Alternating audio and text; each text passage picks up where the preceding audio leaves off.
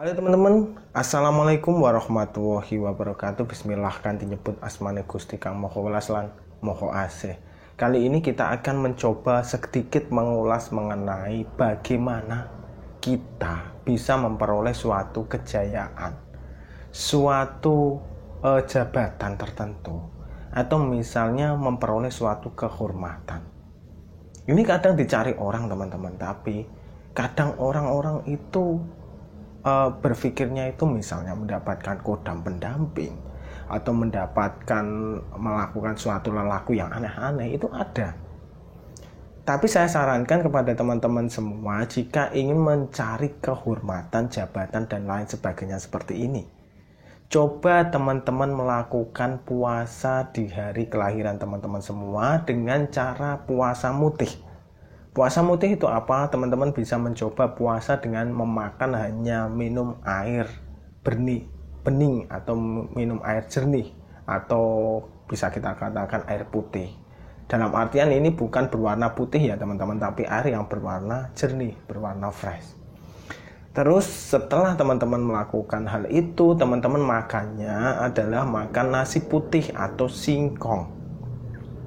Teman-teman tinggal pilih yang mana. Kalau saya sih lebih suka singkong, karena singkong itu lebih ada rasanya ketika kita makan ketimbang kita makan dari nasi. Karena nasi kita sudah biasa makan nasi dengan lauk, maka nasi itu ketika dimakan waktu puasa mutih itu akan terasa hambar.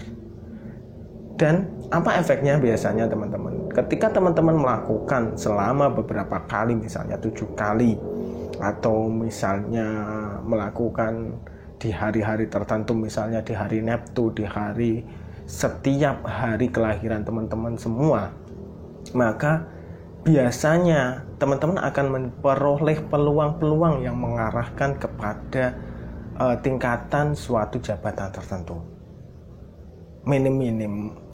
Minim-minimnya lah, misalnya menjadi RT atau menjadi RW. Itu adalah suatu jabatan teman-teman, walaupun teman-teman tidak menginginkan. Maka ketika teman-teman melakukan puasa ini, teman-teman berdoa sesuai dengan keinginan dan kebutuhan teman-teman.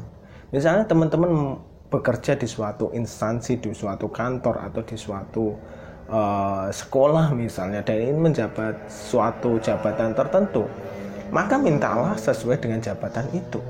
Jika sampai teman-teman belum memperoleh jabatan itu, memang belum rezekinya. Tapi coba lihat refleks dari teman-teman yang ada di lingkungan semua.